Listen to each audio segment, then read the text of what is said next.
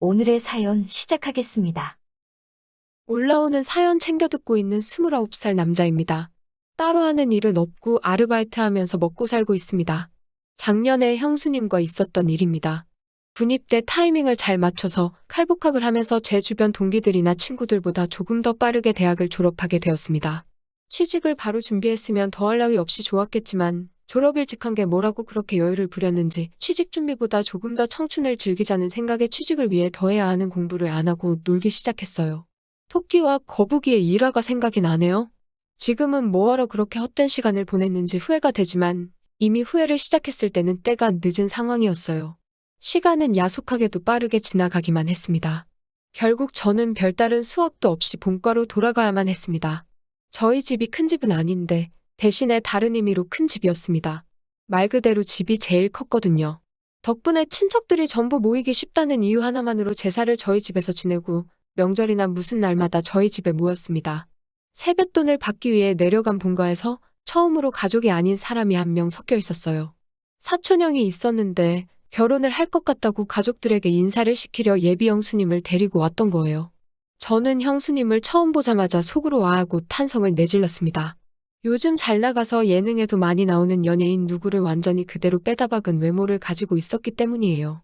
그리고 신기했던 게 친척형이 옛날부터 공부를 잘해서 어머니도 저한테 친척형 하는 거 반만 따라해보라는 잔소리까지 들을 정도로 공부벌레였는데 그래서 당연히 똑같이 고리타분하고 지루한 공부벌레 같은 여자를 만날 줄 알았는데 또 어디서 이렇게 예쁜 여자를 데리고 왔나 싶더라고요. 그래도 잘 보인다고 형수님이 나름 차려입고 왔는데 제사를 지내는 집이라고는 설명을 듣지 못한 건지 치마를 입고 와서 제사 지낼 때 자꾸 눈길이 그쪽으로 가서 아주 혼이 났습니다. 식사할 때도 교자상을 여러 개 붙여놓고 펴서 먹었는데 일부러 형수님 옆에 앉았는데 정말 어쩔 줄을 몰라 하더라고요. 친척형도 자기 와이프 될 사람이 저렇게 불편해하고 있는데 눈치도 전혀 없다 싶어서 제가 방에 가가지고 담요를 하나 가져다 줬습니다. 형수님이 담요를 받으면서 저한테 고맙다고 눈인사를 하는데 형수님의 미모에 그 정도의 눈웃음이면 우리 친척형이 아니라 어디 재벌집 후계자도 꼬실 수 있었을 텐데 싶었습니다. 아무튼 제사가 끝나고 점심 식사까지 끝나고 나니 어른들 몇몇은 거실에 모여서 수다를 떨고 있고 나머지 사람들은 각자 빈방 하나씩 차지하고 낮잠을 자거나 했습니다. 저도 제 방에 가서 쉬고 싶었는데 취직 안 한다고 친척들 입에 오르내리다가 갑자기 잔소리를 듣는 분위기가 돼버려서 어떻게 방에 들어가지도 못하고 나가지도 못하고 벌만 서고 있었습니다. 그러다가 친척형이 전날에 늦게까지 일하고 퇴근을 했고 몇 시간 못 자고 차 끌고 내려오느라 많이 피곤하다고 하여 제 방에서 눈 좀 붙이겠다고 하는 바람에 방까지 빼앗겨버리고 말았어요. 누구는 어디 취직했다더라 하면서 무슨 사돈의 팔촌 이야기까지 하면서 저를 나무라고 있었습니다. 일찍 눈치채고 방에 들어가지를 못해서 괜히 화제의 주인공이 되어버렸고 요즘은 뭐가 비전이 좋다더라, 월급을 잘 받는다더라 이런 이야기를 들으면서 혼나고 있었습니다. 훈수도 당하고 비교까지 당하니까 솔직히 자존심도 많이 상하고 내가 왜 이러고 있나 싶었는데 저희 친누나가 마침 친구 좀 만나고 오겠다고 밖으로 나가다가 갑자기 저를 향한 화살이 누나한테 향하게 된 것이었습니다. 명절날에 어딜 쏘다니냐 하면서 여자가 그렇게 밖으로 돌면 시집을 못 간다나 하면서 저 대신에 누나가 붙잡혀서 잔소리를 다 받아내기 시작한 거예요. 저는 그 틈을 타서 그 자리에서 빠져나올 수 있었습니다. 괜히 제 방에서 자고 있는 친척형을 깨우는 게 아닌가 싶어서 마침 붙잡혀버린 누나 방에서 쉬면 되겠다 싶어서 거실에 있는 어른들한테 최대한 들키지 않도록 살금살금 누나 방으로 향했습니다. 시선은 친척 어른들을 향해 있었고 최대한 살살 문을 열고 들어갔는데 방에 들어가 방문을 닫았을 때 저는 얼음처럼 굳어버리고 말았습니다. 방 안에는 예비 형수님이 계셨고 마침 형수님은 누나가 빌려준 편한 옷으로 갈아입고 있던 와중이었던 거예요. 어른들이 계시니 괜한 일을 만들까봐 형수님은 제가 들어오는 걸 보고도 놀라서 있을 뿐 소리도 지르지 못하는 상황이었던 거였습니다. 그런데 저도 그 순간에는 당황해서 어떻게 할 수가 없더라고요. 밖으로 나가면 나가는 대로 다시 친척들한테 잡힐 것 같고 그랬다가 친척 어른들 앞에 형수님의 이런 꼴을 다 보여주겠다는 생각이 들었어요. 그래서 작은 소리로 죄송합니다 연신 사과를 한 뒤에 고개를 반대쪽으로 돌려버렸습니다. 하지만 고개를 돌리고 눈을 꽉 감고 있었음에도 불구하고 이미 뇌리에 각인된 모습이 감은 두 눈 속으로 선명하게 보이더군요. 거기에 눈을 감고 들려오는 스르륵거리는 소리가 오히려 그 장면을 상상하게 만들어버렸습니다. 이제 괜찮다고 하는 형수님 말에 다시 눈을 뜨고 고개를 돌렸습니다.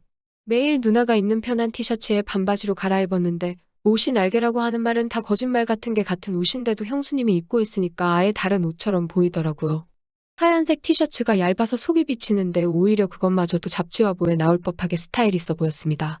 형수님이 얼마나 아름다웠는지는 둘째치더라도 제가 다시 밖으로 나가는 것도 애매한 게 현관문이 닫히는 소리가 난 걸 보니 누나도 어떻게 친척들 소나기에서 탈출해서 당초의 목적대로 집 밖에 나간 것 같았습니다.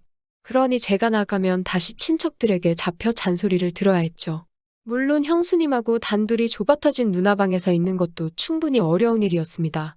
그런데 형수님이 저보고 괜찮다고 방 안에서 소리가 다 들려서 알고 있다고 하면서 자기는 신경 쓰지 말고 방에서 있으라고 하는 겁니다.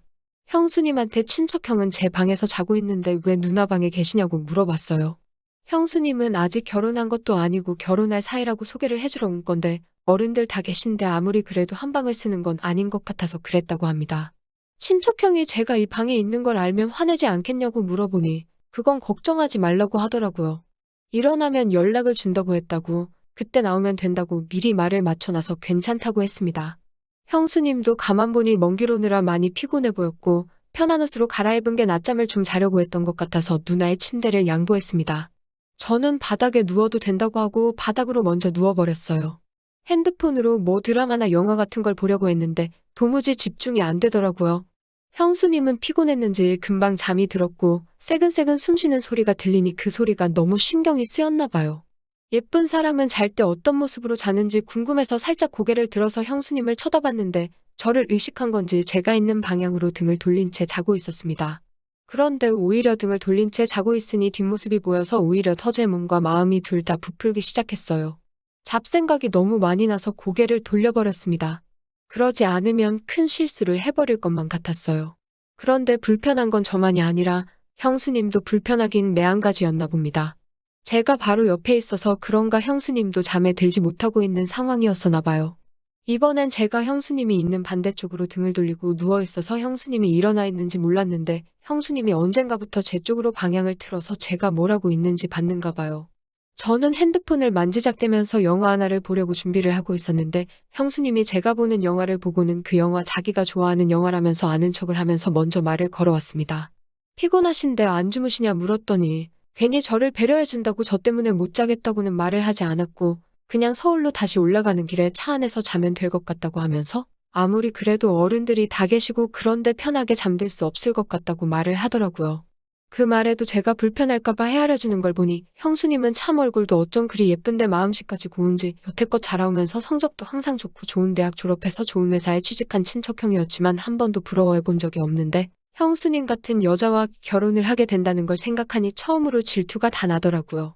아무튼 형수님이 잠을 못 이루고 있는 것 같으니 형수님한테 그러면 영화나 같이 보시겠냐고 물어봤습니다.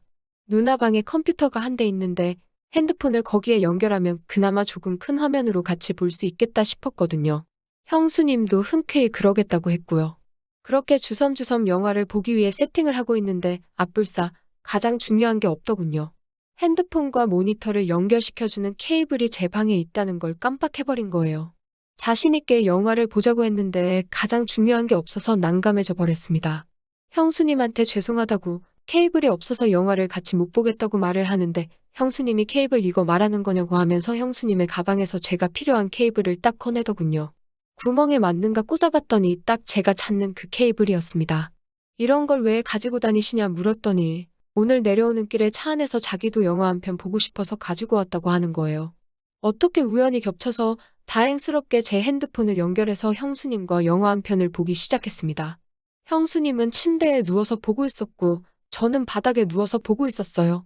영화를 보는데 바닥에 누워서 책상 위에 있는 화면을 보려고 하니 몸이 많이 베기더라고요. 그래서 이리 돌아 누웠다 저리 돌아 누웠다 하며 편한 자세를 찾고 있는데 형수님이 그걸 보더니 미안했나 봅니다. 괜찮으니까 옆에 와서 침대에 누워서 보라고 하시더라고요. 그래도 제가 어찌 형수님 옆에 누워있겠느냐 하니까 형수님이 그러면 자기가 바닥에 누워서 볼 테니 저보고 침대에 올라오라는 겁니다. 그런데 또 그건 그거대로 못할 짓이더라고요. 그래서 하는 수 없이 형수님 옆에 자리를 깔고 누웠습니다. 누나 혼자 쓰는 방이다 보니 침대가 그렇게 큰 편이 아니라서 최대한 멀리 떨어져서 누우려고 했는데도 엄청 가깝게 느껴졌어요. 형수님이 뒤척일 때마다 형수님의 오른쪽 팔과 제 왼쪽 팔이 닿았는데 참 그렇더군요. 가까이 몸을 맞대고 누워있으니 향긋한 향수 냄새도 살짝 올라오고 뭔가 이상한 생각이 자꾸 들어서 저는 하는 수 없이 이불을 덮어서 몸을 가려야만 했습니다. 형수님도 참 과감한 게 아무리 제가 형의 동생이라도 그렇지 너무 저를 동생 취급을 하는 게 아닌가 싶었어요. 저도 취직만 안 했다 뿐이지 곧 서른을 바라보는 남자인데 말입니다. 영화가 생각보다 연인 사이가 아닌 남녀가 같이 보기에는 조금 그런 장면들이 많이 나오더군요. 소리를 작게 해놔서 망정이지 밖에까지 들렸으면 오히려 제가 형수님이랑 뭐라도 하는 줄 오해받기 딱 좋은 장면이 나오는 겁니다.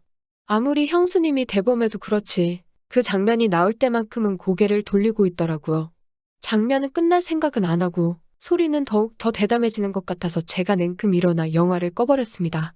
그리고 저도 모르게 형수님한테 아까부터 계속 미안하다고 사과를 했어요. 형수님도 영화가 꺼지고 나니 괜찮아졌는지 아니라고 방을 뺏어간 오빠가 잘못한 거지 제가 잘못한 거 아무것도 없다고 하고 살짝 웃는데 가지런하고 새하얀 이빨이 보이는데 정말 안 이쁜 곳이 하나도 없는 사람이었습니다. 이쯤 되니까 형으로부터 형수님을 뺏고 싶은 욕심까지 들었어요. 그러고 얼마 안 있었나 형한테서 형수님에게 연락이 왔습니다. 자기 이제 일어났으니 형수님도 준비하고 나오라고요. 다행스럽게도 친척형이 방 안으로 형수님을 데리러 오지 않는 바람에 단둘이 방 안에 같이 있던 건 들키지 않았습니다. 다만 형수님이 방에서 먼저 나가야 하는 상황에서 빌려 입었던 누나옷에서 형수님이 원래 입고 있던 옷으로 갈아입어야 하는 상황이 발생한 거예요. 또다시 저는 고개를 돌리고 눈을 감고 있었지만 정말 코앞에서 갈아입는 소리가 들리는데 차라리 보고 있는 게 더 괜찮겠다 싶을 정도로 그 장면이 상상이 돼서 아주 말 그대로 죽는 줄 알았습니다. 아무튼 그렇게 자연스럽게 형수님은 누나 방에서 나가고 저도 한참 있다가 방에서 나왔습니다. 아무한테도 들키지 않았으니 둘이서 방에서 보낸 몇 시간은 둘만의 비밀이 되어버린 셈이죠. 그 덕분에 형수님하고 저녁 식사하면서 대화도 많이 나누고 친해져서 서로 전화번호도 교환하게 되었습니다. 제가 서울로 취직을 목표로 하고 있기 때문에 서울에 올라가게 되면 신세 좀 지겠다고 능청스럽게 이야기하면서요. 형수님도 언제든지 도와줄 테니 부담 갖지 말라고 하면서 하루빨리 서울로 올라오라고 하더라고요. 알고 봤더니 형수님도 저랑 똑같이 지방에서 공부하면서 서울에 있는 회사에 합격하면서 서울에는 친구가 거의 없었다고 하더라고요. 그래서 거의 모든 시간을 친척형하고만 보낸다고요. 매일 둘이서만 놀고 있으니 재미도 없고 친척형이 워낙 공부벌레라서 너무 못 놀 때도 있으니 이것저것 가르쳐주라고 하면서 말이죠. 그래서 저랑 형수님 단둘이서 위기투합해서 저녁 식사가 끝나고도 식탁에 앉아서 한참 수다를 떨었습니다. 형수님도 이제 더 늦기 전에 출발하는 게 좋겠다고 하고 일어났는데 저 멀리서 보니까 친척형은 거실에서 상 깔아놓고 삼촌들하고 술판을 벌이고 있더군요. 형수님도 많이 당황한 듯 보였습니다. 형수님은 운전을 못하는 듯 보였고 친척형도 삼촌들 등살에 주는 술 한 잔 두 잔 받아먹다가 고삐가 풀려버려서 술판이 벌어져버리고 만 것이에요. 형수님이랑 낮에 방에서 단둘이 잠깐 있었고 저녁 식사를 하고 나서도 둘이서 의기투합을 한 것 때문에 형수님이 혹시 나에게도 관심이 있는가 하는 생각을 했는데 형수님이 형을 많이 좋아한다는 생각이 들었습니다. 그 와중에도 술 먹고 있는 형한테 화를 내는 게 아니라 천천히 마시라고 말하면서 자연스럽게 그 자리에 합석을 해서 삼촌들이 주는 술을 넙죽넙죽 받아 마시기 시작했어요. 삼촌들이 특히 짓궂은 게 보통이 아닌데도 그 농담을 다 받아치면서 분위기를 빛내주더라고요.